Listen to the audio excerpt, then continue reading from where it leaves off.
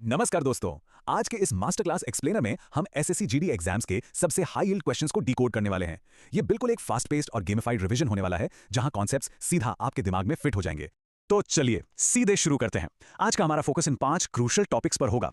1857 का ऐतिहासिक विद्रोह, सुमित्रा नंदन पंत जी का साहित्य, इकोनॉमी में एमएसपी और टैक्सेस, ज्योग्राफी में सुंदरबंस और आखिर में मेक इन इंडिया। ये ऐसे कोर टॉपिक्स हैं जहां से क्वेश्चंस बनने ही बनने हैं।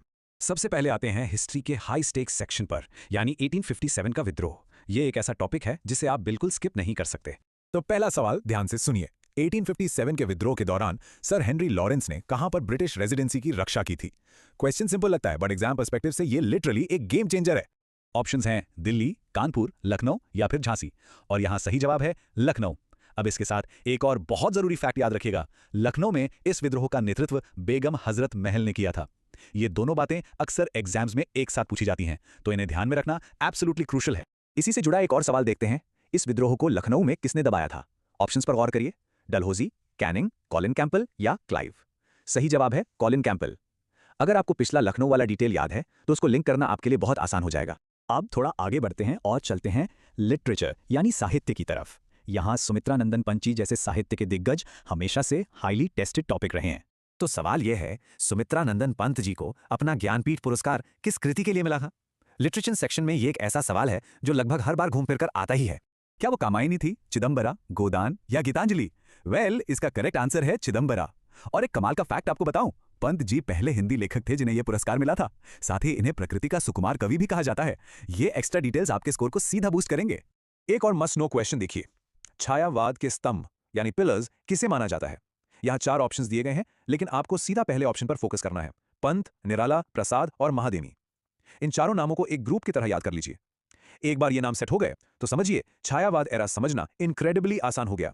चलिए अब बात करते हैं इकोनॉमी की, खासकर एमएसपी और टैक्सेस की। ये सीधा और सॉलिड मार्क्स दिलाने वाला सेक्शन है। अब मिनिमम सपोर्ट प्राइस यानी एमएसपी के ओरिजिन्स को इन आंकड़ों से समझते हैं।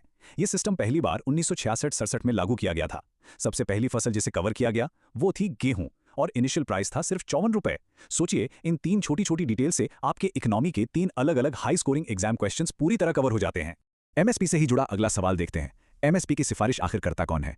ऑप्शंस में आरबीआई, सीएसीपी, सेबी और नीति आयोग हैं। यहां पर राइट आंसर है सीएसीपी।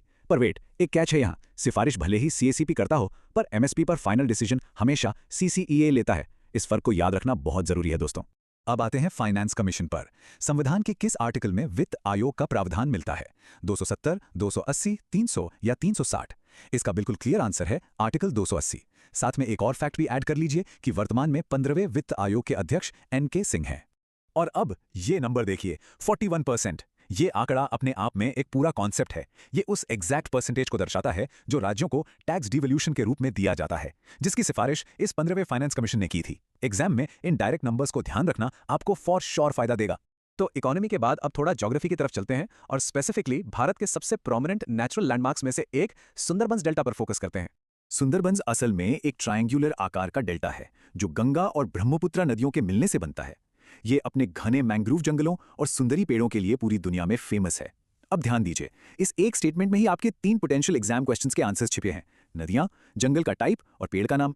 अब यहां से एक ऐसी ज्योग्राफी की प्रॉब्लम सामने आती है जो अक्सर सबको थोड़ा कंफ्यूज कर देती है। सवाल यह है कि रिवर गंगा को बांग्लादेश में आखिर किस नाम से जाना जाता है? जमुना, पद्मा, सरस्वती या कावेरी?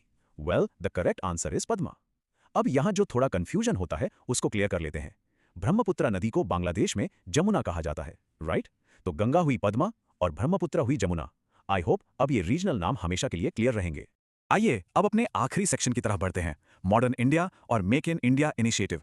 करंट अफेयर्स और कंटेम्प्रेरी पॉलिसी के हिसाब से ये काफी इंपॉर्टेंट है। इस पूरे इनिशिएटिव को इस टाइमलाइन के जरिए क्विकली देखते हैं। ये इनिशिएटिव साल 2014 में लॉन्च हुआ था। फिर मेक इन इंडिया 2.0 में इसका दायरा बढ़ाकर 27 सेक्टर्स को टारगेट किया गया। और इस सबका अल्टीमेट गोल क्या है? मैन्युफैक्चरिंग का जीडीपी शेयर 25% तक ले जाना। ये क्रोनोलॉजिकल सीक्वेंस आपको बिल्कुल बाय हार्ट याद होना चाहिए। और अब एक काफी डायरेक्ट विजुअल सवाल देखते हैं जो एग्जाम्स में बहुत फ्रीक्वेंटली पूछ लिया जाता है। मेक इन इंडिया इनिशिएटिव का ऑफिशियल लोगो क्या है? क्या ये हाथी है, शेर है, बाघ है या घोड़ा? सही जवाब है शेर यानी लायन। ये मैकेनिकल पार्ट से बना हुआ शेर एक बहुत ही पावरफुल सिंबल है जो एक्चुअली ये देश की इंडस्ट्रियल ग्रोथ और मजबूती को ब्रिलियंटली इलस्ट्रेट करता है। तो इस एक्सप्लेनर का अंत एक बहुत ही प्रैक्टिकल थॉट के साथ करते हैं। कंपेटिटिव एग्जाम्स में सफलता हाई हील्ड फैक्ट्स के लगातार रेपिटेशन पर ही निर्भर करती है। आज हमने 5 महत्वपूर्ण सब्जेक्ट्स को देखा। उनमें से आपको किस विषय पर सबसे ज्यादा डीप रिवीजन की जरूरत लग रही है, इस पर विचार जरूर कीजिएगा। अगर ये फास्ट पेस्ड रिवीजन पसंद आया तो ऐसे ही और फोकस्ड एक्सप्लेनर्स के लिए हमारे साथ जुड़े रहिए। Keep revising and keep growing.